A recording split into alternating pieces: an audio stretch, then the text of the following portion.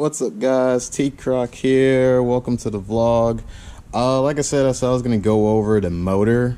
The motor that's currently in my car is a 6g75 3.8 non-Myvec. So this one does not have the Myvec in it. It's basically a straight up bolt-on setup. You have to get a couple of parts from different Mitsubishis, but other than that, the only, I would say, serious mod you have to do to make it work is you have to grind. There's like a little notch on the back of the block where the axle has to sit, and you just grind that flat so your axle can work. Or you can grind the axle bracket and make it work. That's what I ended up doing because I really wanted to be able to not have to worry about grinding a block every single time I swapped the motor, so I did the axle bracket instead. So let's go over the mods. Nothing too crazy. I'll start from the top to the bottom. Intake, I mean, you get your standard intake from anywhere. AEM, engine, eBay, whatever. There's no difference of horsepower between the two. Throttle body, okay, so this is a S90 from an Evo.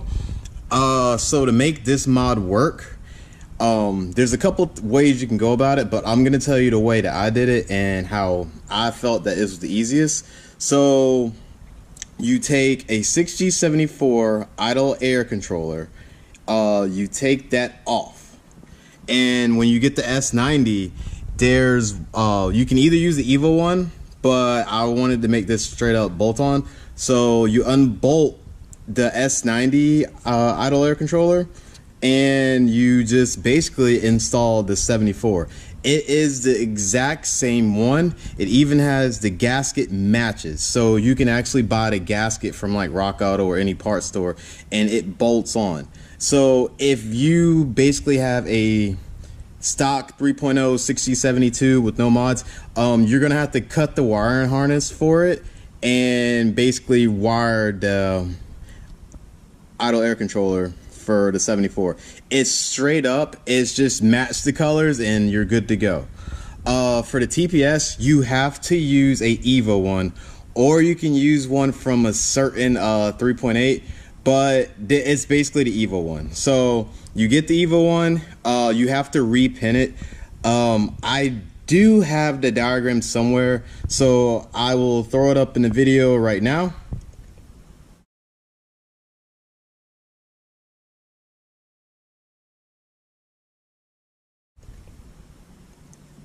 And you basically just depin it and you install that. Intake is basically stock. This is the 3.8. So to make this swap work, or to use this intake manifold, you either have to do the S90 upgrade for the throttle body, because the throttle body inlet is square versus our stock one, which is, it won't fit. It's a bigger diameter. So the other way you can do it is take a 6G74 from a 3.5 and you cut this off, and you basically take that throttle body inlet and that throttle body and you basically weld it, and you use that throttle body. Another thing for this throttle body, you have to make your own throttle body cable bracket. I really can't get back there, but I kind of just jerry-rigged something that would work, and it works perfectly fine. Fuel rails, these are from a 6G74. You can use VR4 ones as well, and you can use 3000 GT SL fuel rails. This one just came with my swap, so I used that. I do not use the stock fuel pressure regulator. I have a Aeromotive. I've had it for years, and I just used the adapter bracket and ran a line for it, and this is basically, I use this because I used to have a turbo setup. So I just reused everything. Let's see. You can use any valve cover except the Myvec ones. I use the 75 valve covers because the PCV valve is actually a hard one, and it's actually a Evo one as well. So it basically, like, some people like using the 3.0s where it says like Mitsubishi or something like that, but that one is like plastic, and the Gourmet, it tends to leak a lot. So if you're gonna boost the car, I would use this valve cover instead. Timing gears and camshafts, I actually have something when I go home I'm gonna show you guys, so that'll be later in the video. Headers are RRE from 3.8 Myvec 4G Eclipse. For that, it's a bolt-on setup, but it only comes with a header, so you have to fab your own downpipe. And when I lift this car up, I will show you the downpipe that my buddy made for me. The cooling system is basically from a 6g74. It's straight up bolt-on. Distributor mounts in the same place. I think that's it for the top. These heads are ported. There is a lot of people out there, especially in the like Puerto Rico, like those guys, they run these 3.8s and they run the 3.8 Myvecs. They're claiming they make 300. I have yet to see someone in the States make that all motor. But anything's possible. I believe there's a lot of potential in this car that has not been unlocked, and that's something I will explain later in the video. So that's really it for the top side. I can't think of anything else, so I'm gonna raise the car up so you guys can get a look underneath. And I'm not gonna cover supercharger and turbo setups. That can be a whole nother video. If you guys want me to talk about, you know, turbo setups and supercharger setups, since I've actually boosted this car 3 times, I can make a separate video on that. Of course, I won't put a setup on this car, but I do have some old setups in storage that I can bring out and show you guys. So let me get this car up and I will show you guys the underside. Alright, so here's the downpipe. This is fully custom, so you will not find this on the market. This is a resonator S5 Vibrant Performance. It's the ultra chronic one. People ask me why I run a resonator, and because I cannot stand the sound of a straight pipe V6, especially when you're doing time attack for extended amount of time. Your ears are going to be ringing. So when I do chump car, the chump car is straight pipe, and racing that for 2 hours, I literally cannot hear anything for the next couple hours. Like, my head is ringing. So for my personal car, I decided to put a resonator right here. And this is actually the resonator from the NVIDIA exhaust. It's a 2.75 diameter, which everybody will just say it's a 3-inch. It's a decent sounding exhaust. It's probably the loudest out of the few. The one good thing I do like about it is it goes over the axle versus like the Greddy that goes under. And the reason I like that is because if you lower the car, think about an exhaust being right here. You're gonna scrape. So I do like how they tuck this under the exhaust. There was a gentleman who asked about the rear headers.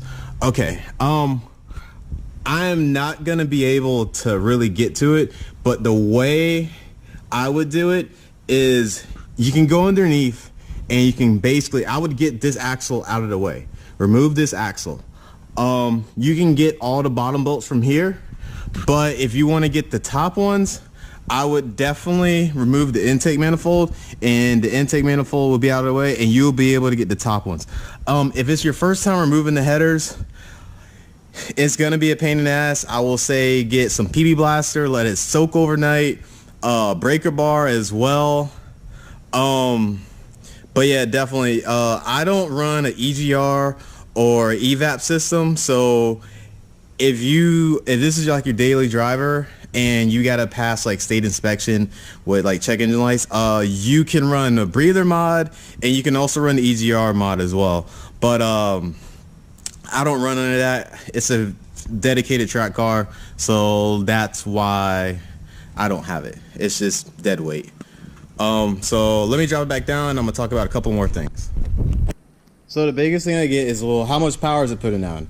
And which it just really depends on what kind of setup you run. Okay, so the previous owner who had this motor in his car put down 260, but he had a less restrictive exhaust, which and header setup, I should say, from RPW, which is built for a 3.0. So the inlets were being very restrictive. So now that we actually have a header setup that's built for this motor with a downpipe, it might bring out some more horsepower out of the car.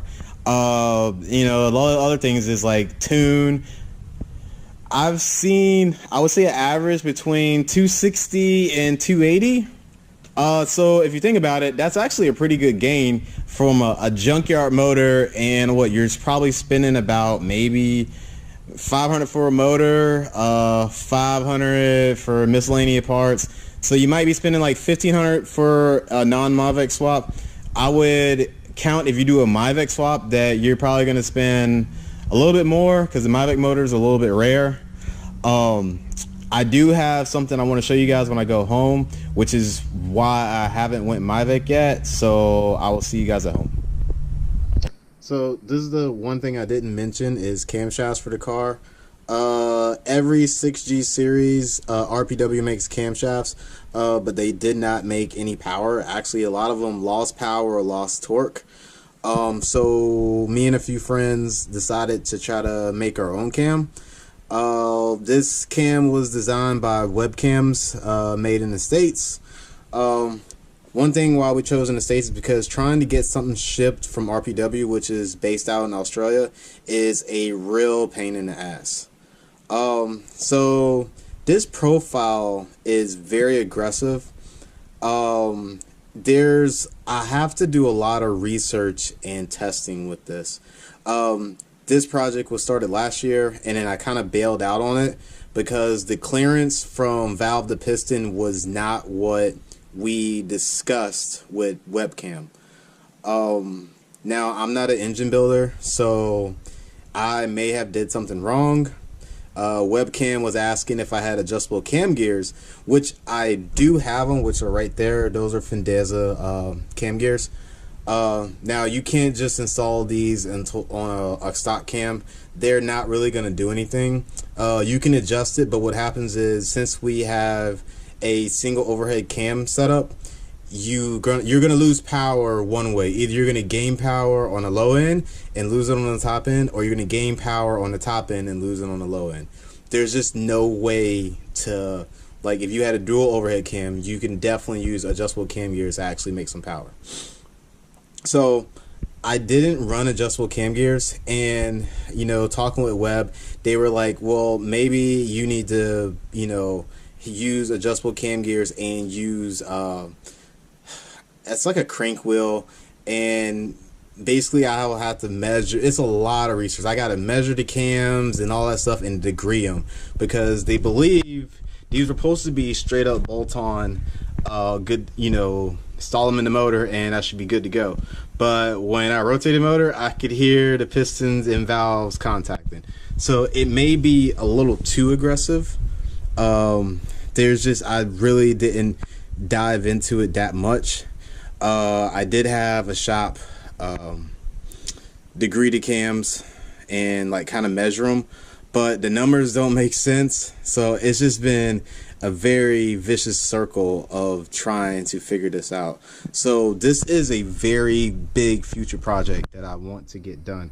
If we can get this camshaft to work properly, there may not be a need for the Mavic motor. I know with the Mavic setup, you have to use, a distributor plate, or you got to figure out a solution for that. And you got to figure a way to control the Mavic. There's a little bit more in detail. So why not just have a camshaft that can make the power of a Mavic? I mean, it makes sense, right?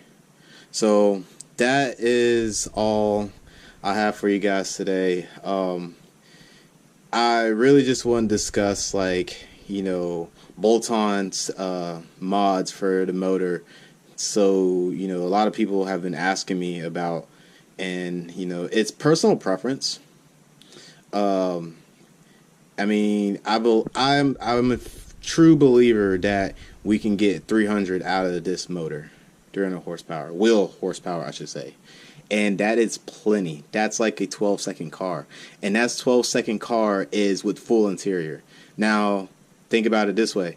My car is basically maybe 600 pounds lighter than a full interior 3G Eclipse. So we're talking something that can probably run maybe mid-11s, but that's drag racing. I don't drag race. So just to give you guys, you know, a power to weight ratio of what's going on. So that's it. Next week I'll probably cover transmissions and you know, diff, clutch, flywheel, and maybe a few other things. But that's it. Let me know in the comments what you guys think. I mean, if you guys have any information of camshafts, let me know. I do have a lot of people who we've been working with this motor for a while, and it's just very hard to get companies to, you know, do parts for us. It was a very big deal to get these camshafts made. It almost took a year. So that's it. Any questions, you can either leave comments or message me. You can also hit me up on Instagram, tcroc30. I've been answering a lot of questions from you guys from there. If you guys need any help or have any issues with the cars, I can try my best to help. So I'll see you guys next week.